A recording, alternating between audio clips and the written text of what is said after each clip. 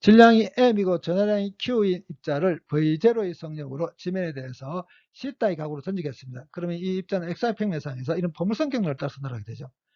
이 입자가 이렇게 포물선 경로를 따라서 날아갈 때 작용하는 힘은 중력밖에 없습니다. 중력은 마스 y 방향으로만 작용하죠. 그렇기 때문에 x축상에서의 운동은 등속도 운동이고 y축상에서의 운동은 등가속도 운동이죠. 그렇기 때문에 이 포물선 경로가 이 선을 기준해서 양쪽이 대칭입니다. 이제 플러스 x 방향으로 기운이란 전기장까지 가겠습니다. 전하를 갖는 입자를 전기장 내에 놓게 되면 전기를 받게 되죠. 그래서 이 입자는 이제 플러스 x 방향으로도 등가속도 운동하게 됩니다. 그렇기 때문에 이 경로가 더 이상 대칭이 아닙니다. 그러면 플러스 x 방향으로도 등가속도 운동을 하면서 날아갈 경우 날아가는 거리 r 구하기 해보도록 하겠습니다. 먼저 이 초기 속도 벡터를 x 성분과 y 성분으로 분해하겠습니다. 이 각이 C따고 이 화살표의 길이가 V0라면 이 화살표의 길이 V0 코산 C따죠. 이 화살표의 길이 V0 산 C따입니다. 전기장은 플러스 X 방향으로 갑니다. X 방향과 Y 방향이 완전히 독립적인 방향이죠. 그렇기 때문에 플러스 X 방향으로 전기장을 가하든 아니든 Y 축상에서의 운동은 아무런 영향 안 받습니다. 그렇기 때문에 전기장이 있든 없든 도달한 최대 높이 같습니다. 도달한 최대 높이가 같다는 말은 전기장이 있든 없든 공중에 머무는 시간 같다는 걸 뜻합니다. 그래서 공중에 머무는 시간을 정하기 위해서 Y축상에서 운동을 확인해 보도록 하겠습니다. Y축상에서 운동은 가속도가 마스 G인 등가속도 운동이라고 했습니다. 그렇기 때문에 임의순간 T일 때 위치 Y는 T = 0일 때 위치 Y에 T = 0일 때 속도의 Y 성분의 T를 곱하고 2분의 1 AYT 제곱한 이 세 항을 다 더해버리면 되거든요.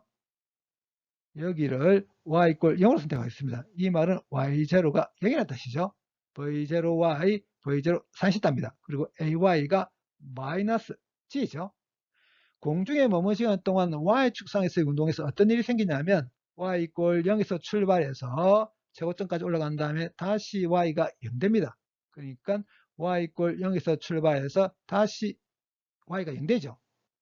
그래서 공중에 머문 시간을 정하기 위해서 이 녀석을 이렇게 0으로 놓겠습니다. 그런 다음에 t를 묶어내면 이렇게 되거든요. 여기서 t가 두 개 나옵니다. t = 0이 하나 나오게 되고 이 갈로 안에서 이 녀석이 나오게 됩니다.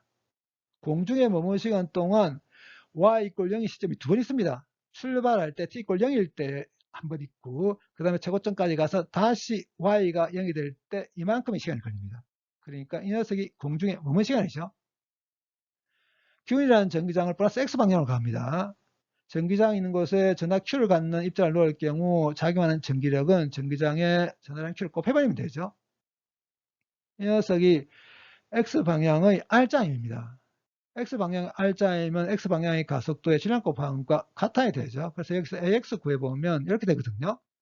전하량 변하지 않습니다. 질량 변하지 않고 전기장이 균일합니다. 상수란 뜻입니다. 그럼 이 전체를 한 개의 또 다른 상수가 되게 되겠죠. 그렇기 때문에 X축상에서의 운동도 가속도가 m분의 qe인 등가속도 운동입니다. 그래서 이 순간 t일 때 위치 x도 이런 식으로 쓸 수 있거든요. 여기를 x = 0으로 선택하겠습니다. 이 말은 x0가 0 그리고 v0x v0 코사인 시타 ax를 m분의 qe로 바꾸겠습니다.